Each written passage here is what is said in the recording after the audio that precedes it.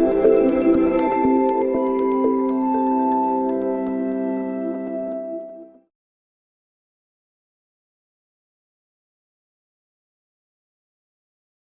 I'm Professor Patrick McGorry. Welcome to today's webinar. Before we proceed, as Executive Director of Orygen, I would like to acknowledge the traditional custodians of the land on which we work around Australia and pay my respects to elders both past and present.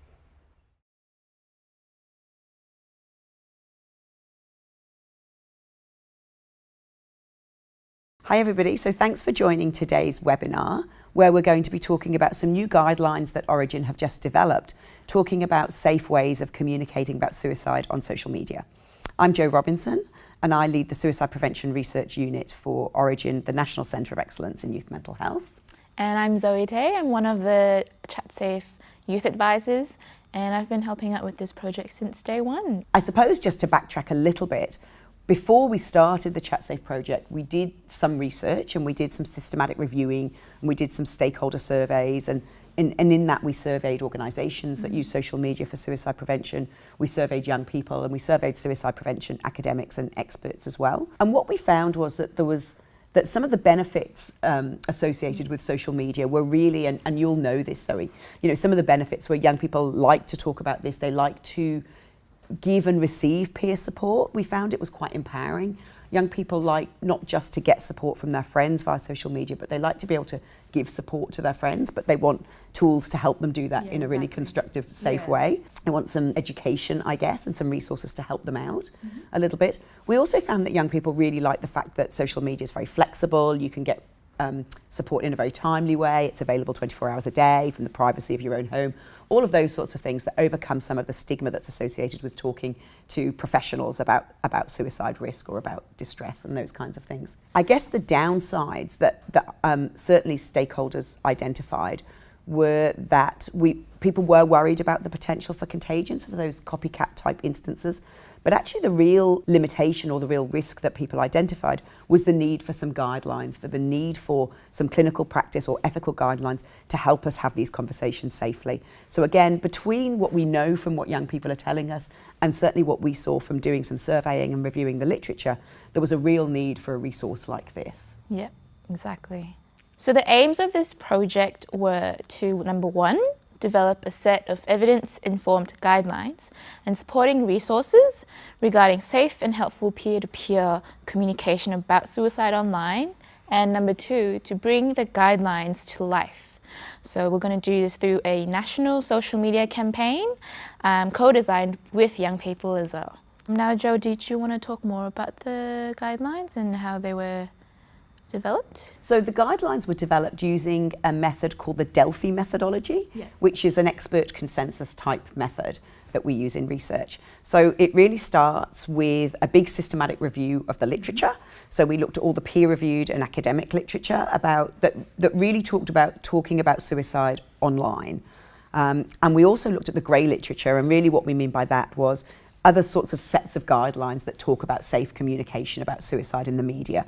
But we were really only interested in those ones that did refer to online communication, because obviously it has some different implications to the mainstream media. So then what we did was we looked at all those documents that we retrieved, and then what we did was we extracted all the items in those resources or in those articles that really included action items. So we were really looking for, so examples might be, you should do this. When communicating about suicide, don't do this, or avoid that, or do that.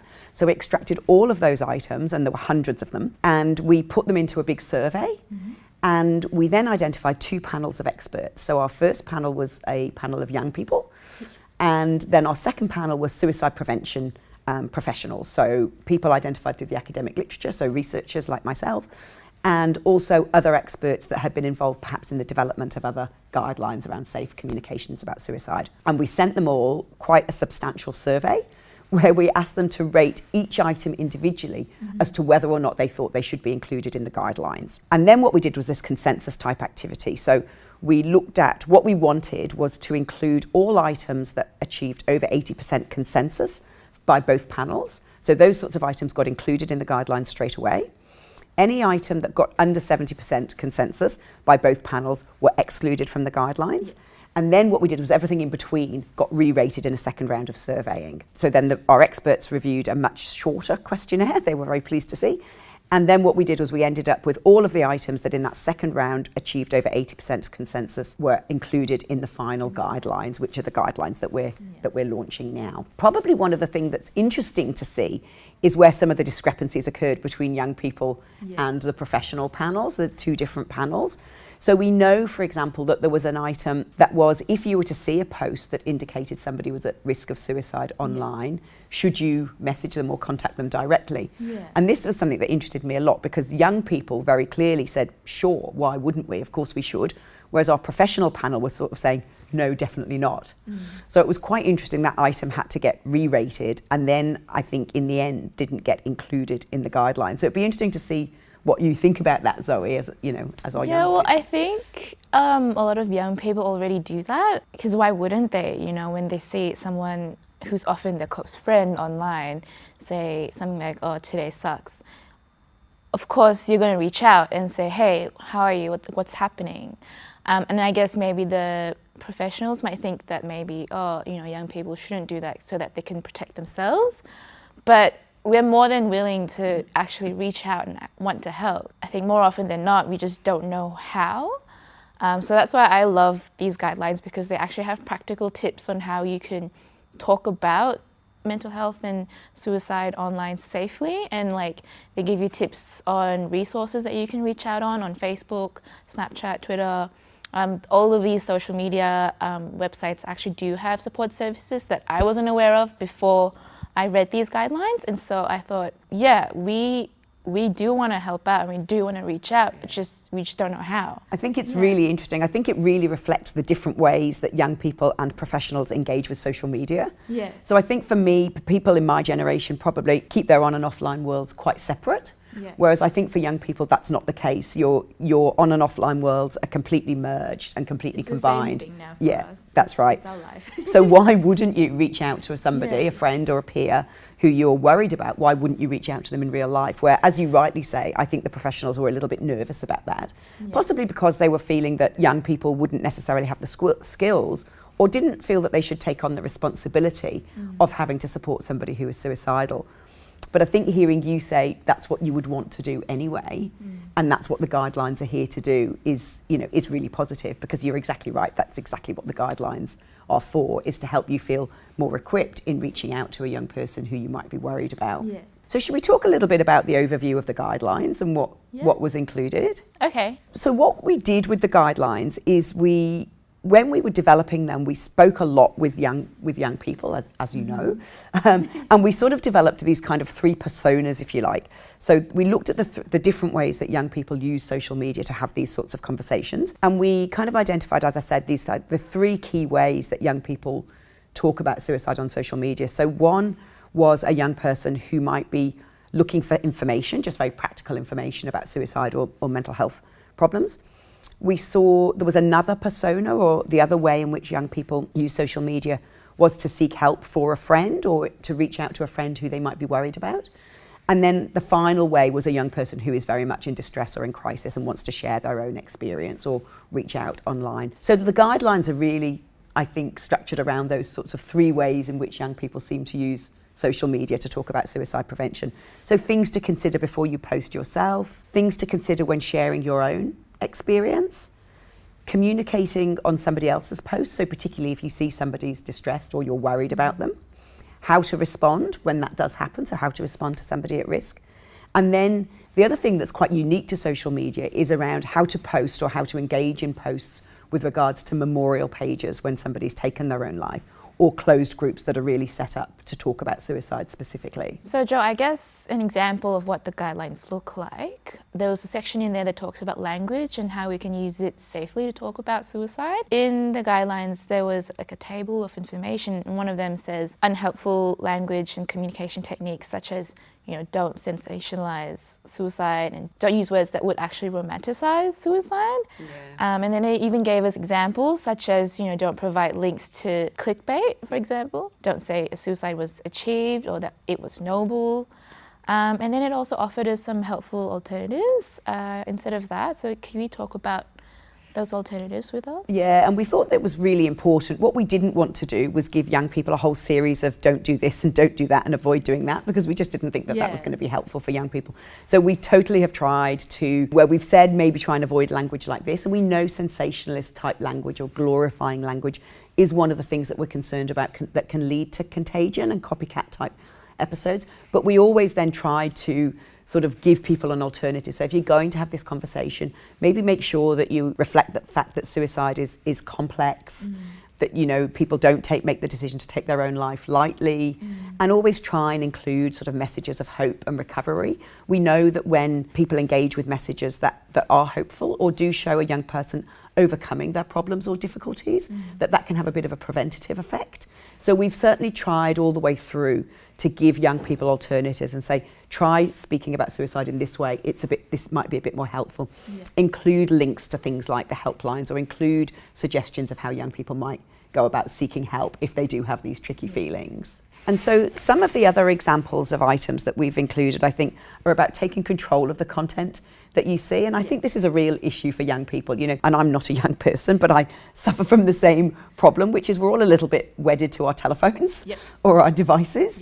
So we're not always very good at taking control of the content. You know, we often do get overexposed to lots of negative content or images and those sorts of things. So one of the things we've talked a lot about with young people is around how we might take control of the content we see, how we might know to step away from our devices if they're not making us feel good, but also how do we maybe adjust our settings in the platforms that we use so that we can not necessarily be exposed to things that are making us feel sad or distressed or anxious. So if you are going through a rough patch, maybe try and take steps to minimise the amount of suicidal content that you're exposed to. Highlight parts of the story that support hope and recovery so that there's a positive message coming out in and amongst the more difficult content, I think. And then what we've done is tried to be really pragmatic for young people. So we would know that in a lot of the guidelines that do exist for mainstream media, it says we should really take steps to avoid sensationalist content or content that really includes graphic images of self-harm or suicide methods. We avoid language that talks about suicide methods or locations of suicide. And whilst our guidelines also recommend avoiding those things, again, we've taken steps to just engage with the fact that often young people will choose to include those sorts of messages or include that kind of content. So again, we've given them some steps to think about if they are going to include that type of content. So for example, if your message will include graphic content of images or locations or methods, how about trying to put a content or trigger warning above it so that young people know what they're about to be exposed to, and then they can make some informed decisions about whether they want to look at the post or not. Yeah, exactly. I mean, do you think that's something that's helpful? There's certainly more people doing that these days. They would be like, don't read this if you feel blah, for example. But not a lot of people do it. But I think with these guidelines, it will, I guess, give us a structure on how we can set up a trigger warning for our friends who might, be scrolling and accidentally, sees this post that may or may not be distressing for them personally. Because we know that young people aren't going to sit and read kind of a dense kind of 20-page PDF telling them what not to do. Our attention spans are pretty short these days. My attention span is pretty short too. So do you want to tell us a little bit about the co-design process? Because I know that you've been really involved in that from the very beginning. Well, so with the co-design phase of the project, we worked with a company called Portable, and basically they ran workshops where we brainstormed, I guess, different ideas on how young people could discuss about suicide safely online. And then we looked at pathways. So how do young people actually use social media? And we created like maps. That's how we developed the personas as well. And then, with groups of young people, we then came up with an idea on how we could maybe implement a system in Facebook, for example, where young people could use the system to then help navigate through tricky situations. So as you said, what we've done is lots of co-design workshops with lots of different young people. So we've worked with young people through our Orygen councils, we've worked with young people through Headspace and through Batir and Reach Out. And also we did a workshop with -18. So we did a very bespoke workshop for young people who identified as LGBTQI+. And through all of those workshops, we've really learned a lot about how young people navigate their way through social media when talking about this quite sensitive topic. And you're right, we've come up with all sorts of, young people have come up with some fantastic ideas around the things that we can do. And one of them is exactly the thing that you mentioned, which is how might we use existing platforms, and here we're talking about Facebook, to take control or have some agency over the content that we're exposed to. So we did this whole activity, didn't we, which was fantastic, around how to adjust or develop some sensitivity settings that might act like trigger settings to take control of the content we're exposed to. So if we are having a tough time, if young people are suffering or having a difficult time, then what they might do is go into their sensitivity settings in Facebook and sort of say, I'm having a bit of a tough time, I don't want to be exposed to this type of content at the moment. Yes. And then those posts would come up either with a content or trigger warning, or perhaps blurred in their news feeds, and then young people can again take control of making a decision about whether they want to look at those posts on those particular days or not. Yeah. And when they feel a bit better, they can go back in and adjust their sensitivity settings. Yeah. So we're trying very much to be platform agnostic, but that was a good example of how, a platform like Facebook could support us in making those platforms safer and more comfortable for young people. So it's good to hear you talk about the trigger warning, Zoe, because young people in our workshops have talked about that a lot, and about the idea of perhaps creating a short video or an animation that can be placed at the top of a series of posts that are about something that might be difficult or distressing to other people, or for example to use at the beginning of a memorial page or a closed group, that really talks about here's some guidelines or some tips about how to keep this environment or this area safe, this post safe. Basically in the workshops we brainstorm how do young people actually use social media, and so we created like a little map, like, you pick up your phone, what's the first thing you look at, and then you see a post, what do you do? So we had a look at what the processes that a young person would go through when they are using social media, and then we then brainstormed, okay, what can we do then to help minimize the risk or to help support a young person? So we came up with ideas on like, maybe we could make a video, maybe we could make a chat box, maybe we could make, settings in the social media platform that we're using to then minimize what we're seeing, like hide certain posts or something like that. One of the things that always resonates with me is the ways that young people use social media are so different to the ways that which my generation use social media. So one of the things we've heard loud and clear is that young people like the use of AI, they like the use of things like chatbots and artificial intelligence to help guide them and help them have these conversations safely, those sorts of things would drive me mad. But this is what young people are wanting, and I think it's really interesting because it really brings out the disconnect between the generation that is developing services and supports for young people and what young people want, the ways in which they engage with the health system and various other platforms and support services. So I think it's fantastic because all of these guidelines will be brought to life with ideas that have been developed by young people. Some of the themes that have come out are that young people want adaptable and really active resources. So they don't want static PDFs that just summarize guidelines, but they do want to feel safe and heard when expressing themselves. So they do feel the need for some guidelines like this to keep them safe, but they want them to be more active. They want the conversation started for them. So I think we recognise that young people talk about suicide on social media a lot, but they don't know how to do that safely. And they might do, as you said at the very beginning, Zoe, they might be exposed to content of somebody else and then they might be worried about that person, but they don't necessarily know how to ask. They don't know how to offer help. So they want that conversation started for them. And, you've all talked to us a lot about how we might use intelligent platforms and chatbots and things like that to start that conversation. So it's been a really interesting learning curve for us doing all of this work as well. The other things that young people have told us is they want very visible support options. And people have sort of said that they don't really just want the number for Lifeline at the bottom of a post or an article about suicide. They want more engaging and more shareable, relatable messages. And I guess the final thing that's really come out is that idea that we were talking about earlier, where they want relatable stories of hope and recovery.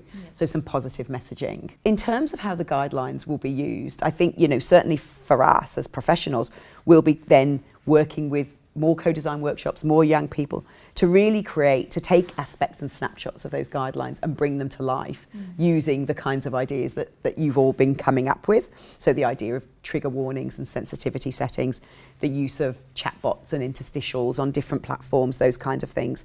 But really to make sure that we're delivering that continual message of hope and help seeking. It sounds exciting to finally see something like this come to life, especially after going to the workshops myself and participating. And it's also been empowering as well for the young people themselves to be involved in something this important and this big. Yeah, with campaigns, the young people, like the voices aren't usually heard or they're not really involved from the get-go, whereas with chatsafe, we've been including young people since the very beginning.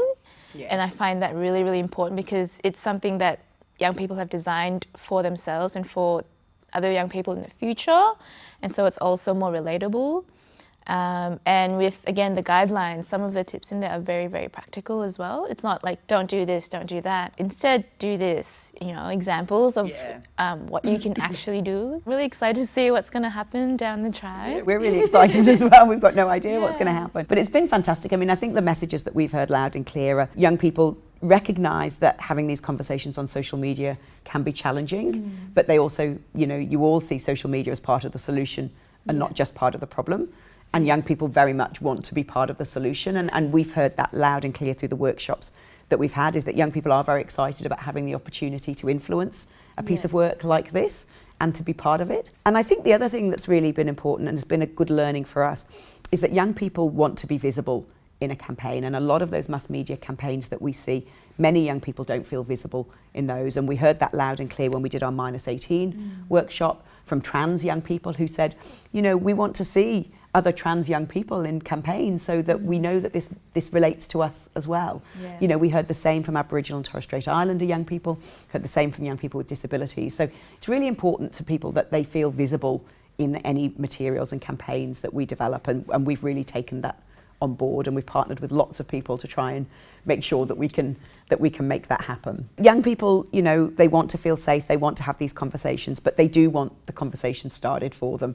And so again, we're hoping that the development of these guidelines and then the tools and resources that we use to bring them to life will absolutely help start those conversations and help those conversations stay safe for young people. Yeah. And like I said, we already do it, so it would be great to actually have some kind of guidance as to how we can do it the right way or the safe way. Yeah, because social media is just going to keep growing. That's right, and keep changing. Yeah, it'll always evolve over time, and if we just keep ignoring the issue that young people are taking their lives and that we are posting potentially distressing content on social media, we need these guidelines to help us think about how permanent a post could be online. The internet is vast. Yeah.